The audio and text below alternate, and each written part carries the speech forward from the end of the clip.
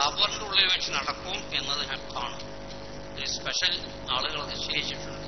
അവർക്ക് സ്പെഷ്യൽ ചോദ്യമുണ്ട്. ഇമാം ബുഖാരി ആ ചോദ്യങ്ങളൊക്കെ ഉദ്ധരിക്കും. ഇന്നതൊക്കെയാണ് ചോദ്യമേഖലയിൽ. ഒന്ന് അല്ലാഹു തആലാനെ പറ്റി ചോദിക്കും, റബ്ബിനെ പറ്റി ചെന്ന് മനസ്സിലാക്കി. പിന്നെ എന്റെ ഖിബ്ല ഏതാണ്? പിന്നെ മഹാനായ നബി കരീം സ്വല്ലല്ലാഹു അലൈഹി വസല്ലമയെ പറ്റി അവിടെ ചോദിക്കും. തങ്ങളെ പ്രത്യേകതയിൽപ്പെട്ട പല കാര്യങ്ങളും ഉള്ളതിൽ ഒന്നാണ് ഖബറിന്റെ ഉള്ളിൽ നിന്ന് നൂഹ് നബിനെയോ മൂസാ നബിനെയോ ആദം നബിനെ പറ്റി ചോദിച്ചു. മുഹമ്മദ് റസൂലുള്ളാഹി സ്വല്ലല്ലാഹു അലൈഹി വസല്ലമയുടെ ചോദ്യമാണ് മാ ഇൽമുക ബിഹാദർ റജുൽ. ഇമാം ബുഖാരി ചോദ്യത്തിന്റെ രൂപം പറഞ്ഞു. ആ മനുഷ്യനെ അതിലേക്ക് ചൂണ്ടിയിട്ട് മദീനയിൽ ഖബർ സ്ഥിതി ചെയ്യുന്ന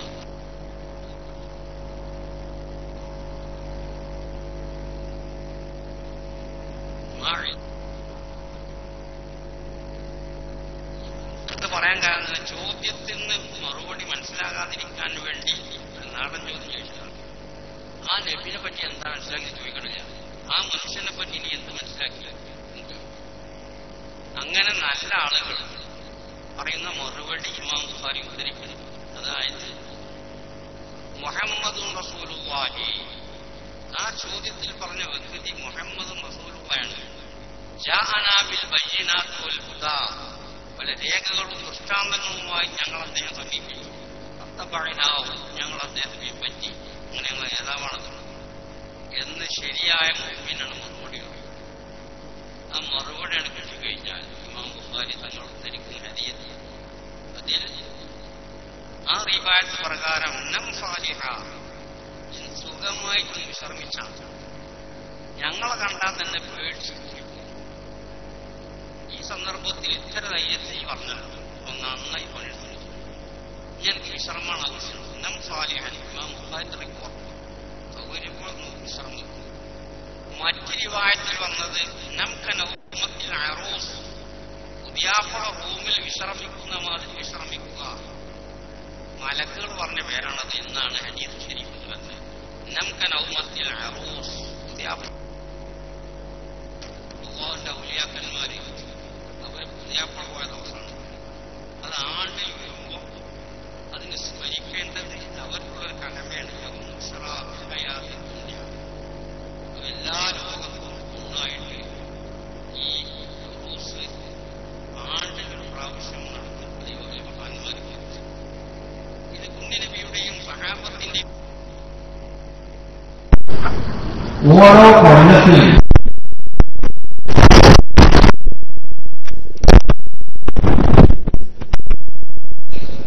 എന്ന് അല്ലാമ ഇബ്നു കസീർ തങ്ങൾ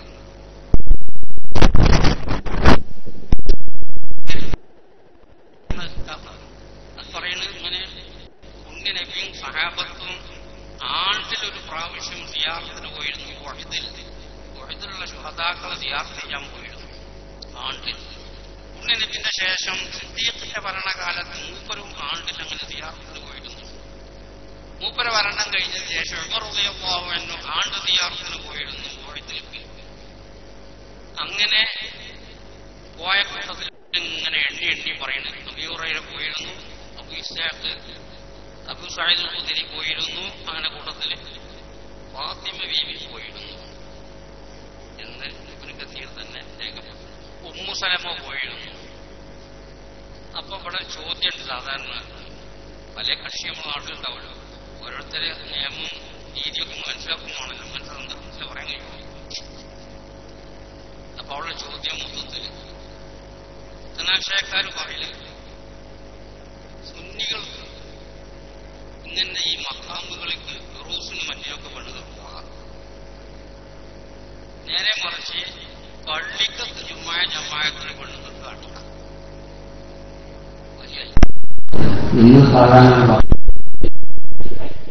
കാരണം ഫാത്തിമ റൂസിന് പോയി വഹീദുൽ ശുഹദാക്കളെ മൂപ്പര മുപ്പത്തിയേറെ വല്യാപ്പുണ്ടവിടെ. അതായത് അബ്ബാസ് ഹംസ റളിയല്ലാഹു അൻഹു പുണ്യനബിയുടെ ഉപ്പാപ്പയാണ്, മഹദിയുടെ വല്യാപ്പ മുപ്പത്തിയേറും പോയിരുന്നു എന്ന് നമ്മുടെ രേഖകളിലുണ്ട്. അപ്രകാരം ഉമ്മു സലമ വായത്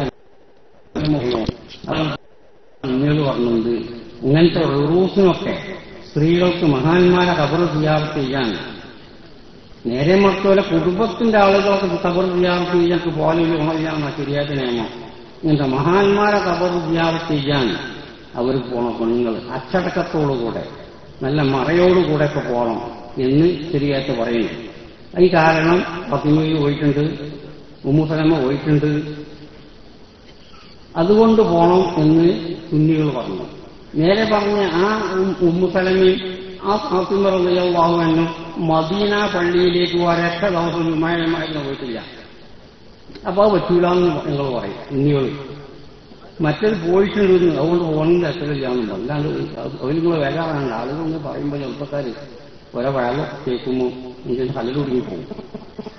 മുൻകാല മഹാന്മാർ നിരാക്ഷേപം ചെയ്തു പോകുന്ന കാര്യങ്ങൾ അത് പെട്ടെന്ന് ആരെങ്കിലും വന്ന് എതിർക്കുകയാണെങ്കിൽ അത് മുങ്ങിപ്പോണ്ട. പെട്ടെന്ന് അപ്പോൾ ആക്കാരന്മാർ വളരെ ചെയ്തു പോകുന്നതൊന്നും പഠിച്ചതിന് ശേഷമൊക്കെ ഞാൻ അംഗീകരിക്കുള്ളൂ എന്നുങ്ങളെല്ലാവരും പറയണമെന്ന് അന്നാണ് എനിക്ക് പറയാനുള്ളത്.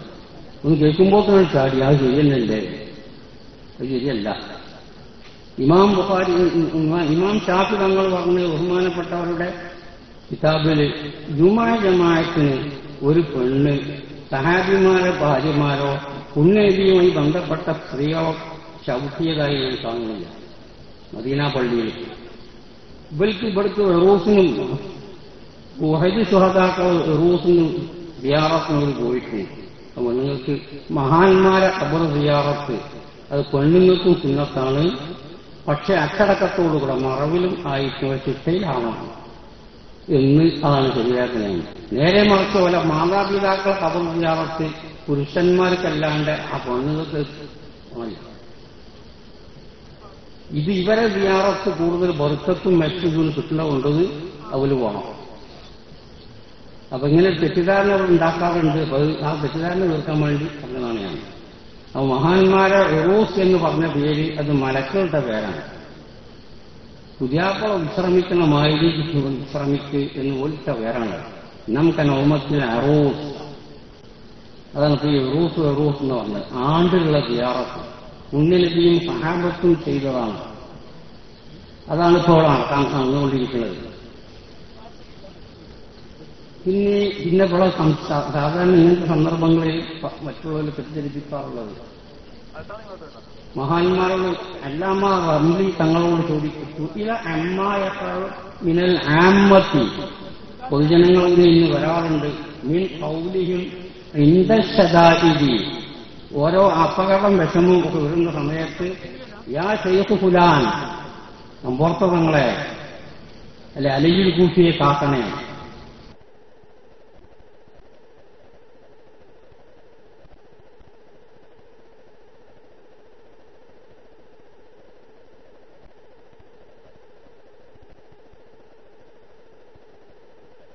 അങ്ങനെ മഹാന്മാരെ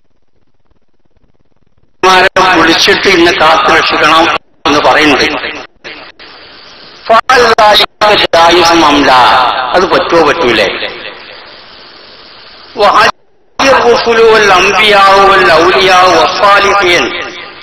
അവർക്ക് സഹായിക്കാൻ കഴിയുമോ?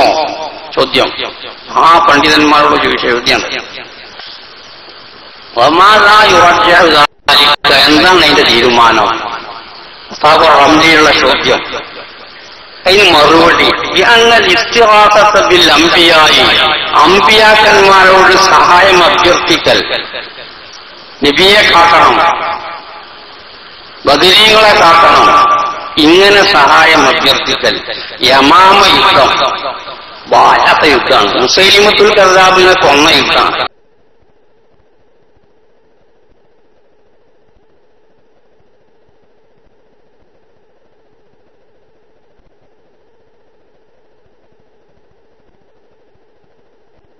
ാണ് 700 പലതായി 1200 പരം ആളുകൾ. ആ യമാമ യുദ്ധം ഭയങ്കര മുസ്ലിമൂനമിത്തിലഹോ, അജ്ജാദിയുടെ യുദ്ധം മുമ്പ് മുസ്ലിമീങ്ങൾ ചെയ്തിട്ടില്ല. ബദറും വഹദും ഹന്തക്കോ നടത്തിയ മുസ്ലിമീങ്ങളെ അവരുടെ സഹാബത്തിന്റെ ശക്തി കൊണ്ട് വിളിച്ചത് നേരത്തെ പറഞ്ഞ ഇബ്നുൽ കസീർ തന്നെ പറഞ്ഞ് യാ മുഹമ്മദ് യൗമൽ യമാമ വേളയിൽ അവർക്കുള്ള പ്രത്യേക മുദ്രാവാക്യം പുണ്യനബിയെ വിളിച്ച് സഹായം അഭ്യർത്ഥിക്കലായിരുന്നു. യാ മുഹമ്മദാറ് യാ നബിയാറ് വാ മുഹമ്മദാറ് നബിയെ കാക്കണേ. ുമോ ഔലിയാക്കൻ നമ്പിയാക്കൻ ഉലമാക്കൾ ആണ്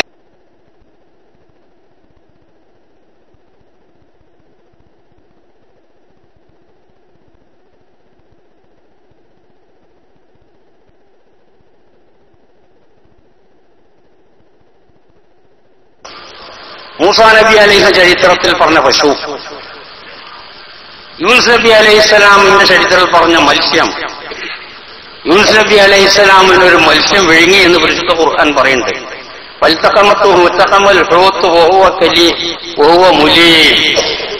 യൂനുസ് നബി അലൈഹിസ്സലാമിന് ഒരു മത്സ്യം വിഴുങ്ങി. ബഹുമാനപ്പെട്ടവർ ഒരു കപ്പൽ യാത്രയുടെ സമയത്ത് അങ്ങനെ കപ്പൽ കരയിൽ ഇങ്ങനെ നടക്കുമ്പോൾ കപ്പൽ വന്നു. പഴയ കാലത്തുള്ള കപ്പലല്ലേ, മൂപ്പര വലിയ പരിചയമുണ്ട കപ്പക്കാർക്ക്. അപ്പൊ യൂനുസ് നബിനെ കണ്ടോ നീ കയറ്റി കുറെ കണ്ട് ആഴക്കടലിലേക്ക് കപ്പൽ അങ്ങോട്ട് ഇറങ്ങിയപ്പം ഇത് മറയാൻ തൊട്ട് കപ്പല് മുങ്ങണ മാതിരിയാണ്. അപ്പൊ അവർക്ക് അന്നൊരു പതിവുണ്ട്, ഇങ്ങനെ കപ്പലിനൊരു താറാറ് വന്നാൽ എന്തോ ഒരു അപാകതയുള്ള ആളുകളുണ്ട് എന്നാണ് അവർ വിശ്വാസം. അങ്ങനെ ആളെല്ലാമ്പാടെ പേരെഴുതി നറുക്കൊടുക്കും.